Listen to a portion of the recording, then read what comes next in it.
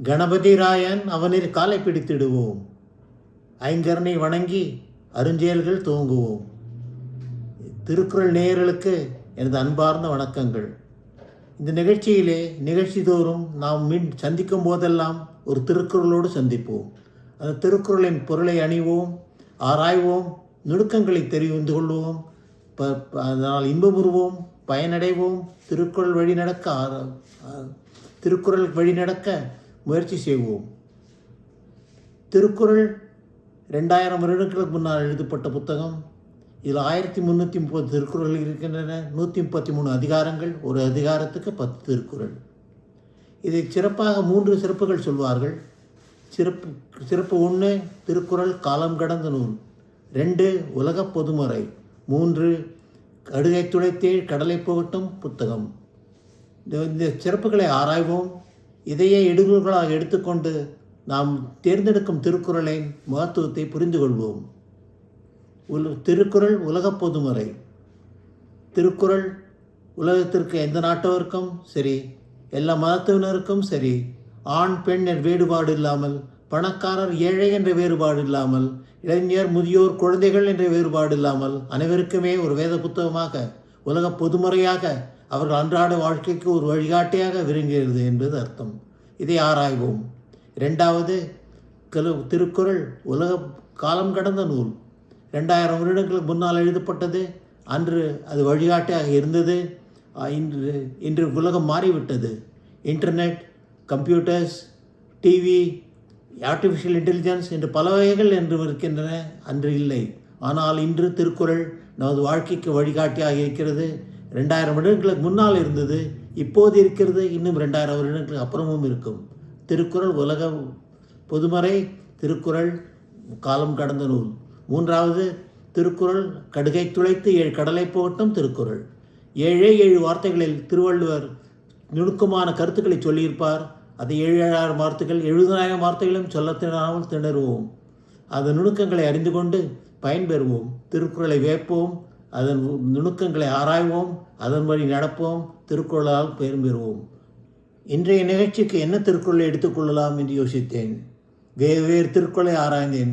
கடைசியில் நினைத்தேன், இது முதல் நிகழ்ச்சி, இன்றைக்கு முதல் திருக்குறளை எடுத்துக்கொள்வோம் என்று. அதிகாரம் 1, கடவுள் வாழ்த்து. முதல் திருக்குறள், அகர முதல எழுத்தெல்லாம் ஆதிபகவன் முதற்றே உலகு. அகர முதல எழுத்தெல்லாம் ஆதிபகவன் முதற்றே உலகு. இந்த திருக்குறளை எடுத்துக்கொள்வோம். இதன் அர்த்தத்தை ஆராய்வோம், நுணுக்கங்களை புரிந்து கொள்வோம், திருக்குறள் வழி நடக்க முடிவு செய்வோம். இந்த திருக்குறள் எல்லோருக்குமே தெரிந்த திருக்குறள், பள்ளியில் படித்த திருக்குறள். ஒரு தமிழனை கூப்பிட்டு முதல் திருக்குறள் என்ன என்று கேட்டால் சொல்லிவிடுவார்கள், அகர முதல்ல எழுத்தெல்லாம் ஆதிபகவன் முதற்றே உலகு என்று. கடைசி திருக்குறள் எது என்று கேட்டால் பாதி பேருக்கு தெரியாது, கூகுள் சர்ச் பண்ணி சொல்கிறேன் என்று சொல்வார்கள். ஆனால் முதல் திருக்குறள் எல்லாருக்கும் தெரியும். நாம் பள்ளியிலே படித்த திருக்குறள், 3ஆம் கிளாஸிலே படித்த திருக்குறள். 3ஆம் கிளாஸ் வாத்தியார் ஈவிரக்கம் இல்லாமல் வந்து நின்று, யாரெல்லாம் குடல் படிக்கலையோ பெஞ்சு மேலே ஏறி இல்லைங்க என்று சொன்னபோது, பக்கத்தில் இருக்கும் மாணவியிடம் கொஞ்சம் சொல்லி கொடுறி, ஸ்கூல் முடிஞ்சோடனே இப்போ சாக்லேட் வாங்கி தரேன் என்று சொல்லி முறையாக குருதட்சணை கொடுத்து கற்றுக்கொண்ட திருக்குறள். இந்த திருக்குறளின் பொருளை ஆராய்வோம். அகர முதல எழுத்தெல்லாம் ஆதிபகவன் முதற்றே உலகு. மனித இனம் மிருகங்களிலிருந்து அப்பாற்பட்டுவது, மிருகங்களிலிருந்து பிரித்து வைக்கப்படுவது கல்வி. கல்வியினால் மனிதன் மிருகங்களின் மீது ஆணை செலுத்துகிறான், அதற்கு ராஜாவாக விளங்குகிறான். கல்விக்கு அடிப்படை எண்ணங்கள், எண்ணங்களுக்கு அடிப்படை எழுத்துக்கள். எழுத்துக்கு முதல் எழுத்து ஆ. எனவே அகரம் மனிதனுக்கு அடிப்படையாக விளங்குகிறது. இது நியாயமான கருத்து.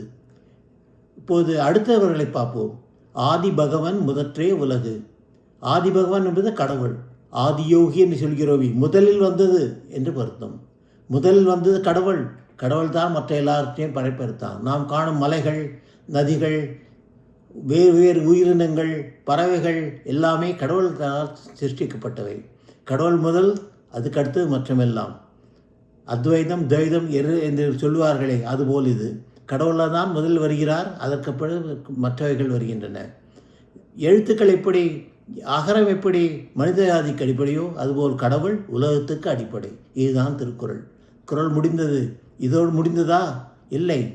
நாம் உலக பொதுமறை குறள் என்று சொன்னோமே, உலக பொதுமறை மட்டுமல்ல, காலம் கடந்த நூல் என்று சொன்னோமே, கடுகை துளைத்தே கடலை போட்டும் திருக்குறளை சொன்னோமே, இதெல்லாம் சொன்னது தானா?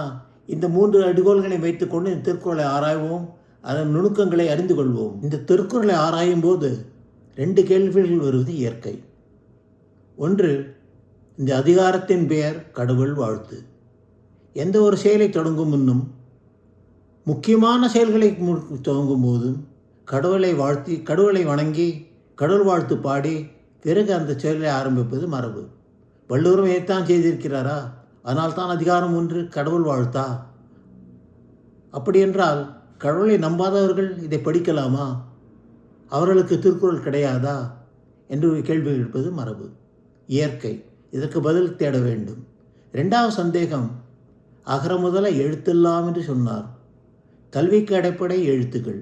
எழுத்தில்லாமல் கல்வி இல்லை, ஒத்துக்கொள்ள வேண்டிய விஷயம். ஆனால் கல்விக்கு எழுத்துக்கள் தான் அடிப்படையா? எண்களும் உண்டே. ஆயி அகரம் என்று சொல்வது போல் 1 2 3 4 எண்ணிக்கை. எண்ணை மட்டும் ஏன் சொல்லவில்லை? எழுத்தை மட்டும் ஏன் சொன்னார்? எண்ணும் எழுத்தும் 2யுமே சொல்லியிருக்கலாமே என்ற கேள்விகள் வருவது இயற்கை.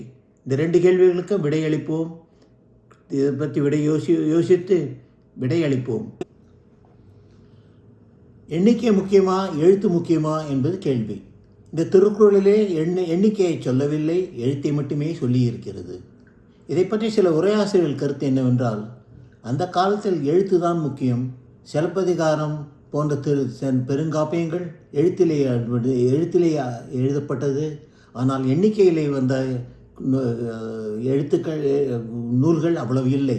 எனவே எண்ணிக்கை அவ்வளவு முக்கியம் இல்லை, எழுத்து தான் முக்கியம். எனவே திருவள்ளுவர் எழுத்தை சொன்னார், எண்ணிக்கையை சொல்லவில்லை. இது ஒரு கருத்து. ஆனால் நாம் திருக்குறள் உலகம் காலம் கடந்த நூல்னு சொல்கிறோமே, அந்த காலத்திலே எண்ணிக்கைக்கு மதிப்பில்லை என்பதால் திருவள்ளுவர் அதை விட்டு விட்டார்னு சொன்னால் அது காலம் கடந்த நூலாகாது. சிலர் சொல்கிறார்கள், எண்ணும் எழுத்தும் கண்டனத்தகம் என்பது பழமொழி. எண்ணும் எழுத்தும் முக்கியமானவை. இதில் எது அதிக முக்கியம், எது அது குறைத்த முக்கியம் என்று சொல்ல வேண்டாம். 2யுமே சொன்னால் போதும், ஏதாவது ஒன்றை சொன்னால் போதும் என்று சொல்வதுண்டு. இதை பற்றி திருவள்ளுவர் என்ன நினைக்கிறார் என்பது நாம் கேட்க வேண்டிய கேள்வி. இதற்கு நாம் திருக்குறளையே படிப்போம். திருக்குறளிலே கல்வி அதிகாரம் உண்டு. 40வது அதிகாரம். 392 400 வகை உள்ள திருக்குறள்கள். இதிலே 392வது திருக்குறளை பார்ப்போம். எண்ணென்ப ஏனை எழுத்தென்ப இவ்விரண்டும் கண்ணென்ப வாழும் உயிர்க்கு. திருவள்ளுவர் என்ன சொல்கிறார்? எண்ணென்ப ஏனை எழுத்தென்ப. எண்ணை முதலில் வைக்கிறார், ஏனை என்பதை 2வது 3வது படியில் வைக்கிறார். எண் என்பது நம்பர் 1, எழுத்து என்பது distant number 2 or number 2. Thiruvalluvar இப்படி சொல்ல பிறகு எண்ணு தான் முக்கியம் என்று சொன்ன பிறகு கடவுளுக்கு உண்மையாக எண்ணைத்தானே சொல்ல வேண்டும். ஒரு கோல்டு மெடல், ஒரு சில்வர் மெடல், ஒரு பிரான்ஸ் மெடல் இருந்தால் கடவுளுக்கு கோல்டு மெடல் தானே கொடுக்க வேண்டும், கடவுளுக்கு சில்வர் மெடல் கொடுக்கணும் இல்லையா? கடவுள் என்றாலே எல்லாத்தையுடைய சிறப்பு என்று தானே அர்த்தம். கடவுள் என்று சொல்லிவிட்டு பிறகு அதுக்கு உண்மையாக எழுத்தை சொல்வது, அதுவும் திருவள்ளுவரே ஏன் சொல்கிறார் என்று கேட்கிறது என்பது ஆராயப்பட வேண்டிய விஷயம். அதேபோல் அதிகாரத்தின் பெயர் கடவுள் வாழ்த்து. கடவுள் இல்லை என்று சொல்பவர்களுக்கு இந்த அதிகாரம் எப்படி பொருந்தும்? கடவுள் இல்லை என்று சொல்பவர்கள் அநேகம் பேர் இருக்கிறார்கள். ஏன் இந்து மதத்தில் மகரிஷி ஜாபலி போன்ற ரிஷிகள் கடவுளை ஒத்துக்கொள்ளவில்லை. அவர்களை மகரிஷிகளாக இந்து மதம் மதிக்கிறது. இந்த மதமே இல்லை என்று சொல்பவர்களும் இருக்கிறார்கள்.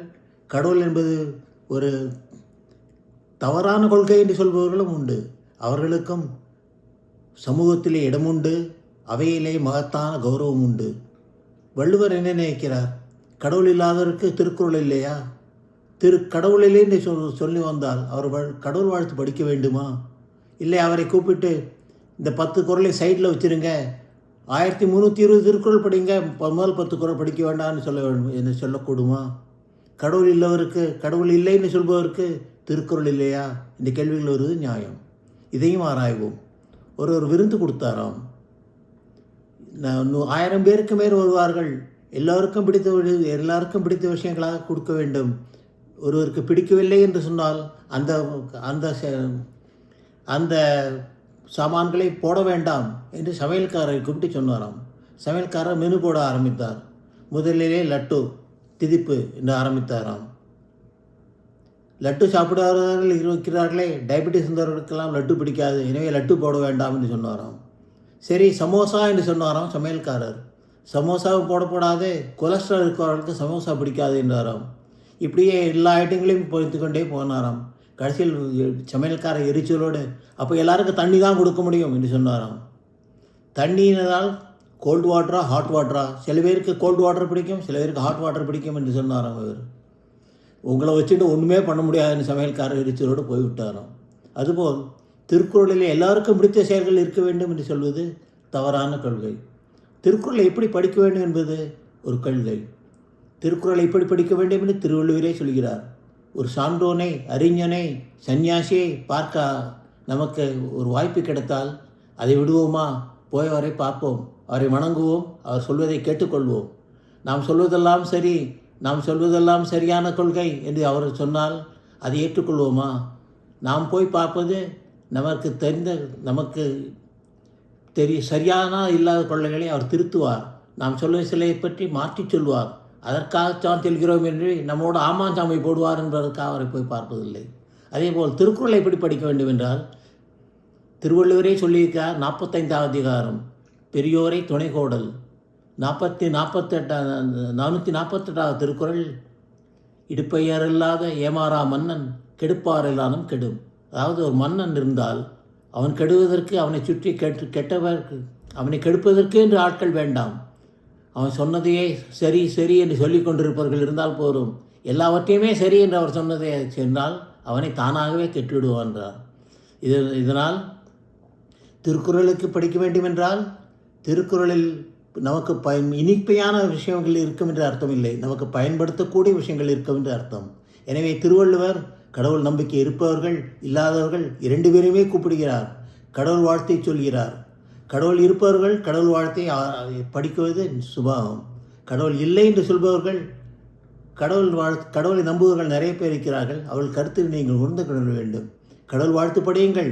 நீங்கள் கடவுளை நம்ப வேண்டாம், ஆனால் கடவுளை நம்புவர்கள் என்ன சொல்கிறார்கள், அவர்களுடைய கருத்து என்ன என்பதை நீங்கள் அறிந்து கொள்ள வேண்டும் என்று அவர்களுக்கு சொல்கிறார். முதல் திருக்குறளுக்கு வருகிறோம். அகர முதல் எழுத்தெல்லாம் ஆதிபகவான் போற்றே உலகு. கடவுள் நம்பிக்கை இருப்பவர்கள் இதை படித்து முடித்துவிட்டு அவர்களுக்கு சொல்கிறார் திருவள்ளுவர், கடவுள் நம்பிக்கை இருப்பது நமக்கு நல்லது தான், ஆனால் கடவுள் நம்பிக்கை தான் எல்லாம் என்று சொல்லாதே, கடவுள் நம்பிக்கை இல்லாதவர்களும் இருக்கிறார்கள்.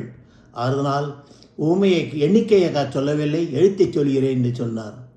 அதேபோல் கடவுள் நம்பிக்கை அற்றவர்களுக்கும் 10 குறள்களின் கடவுள் வாழ்த்தை படியுங்கள்.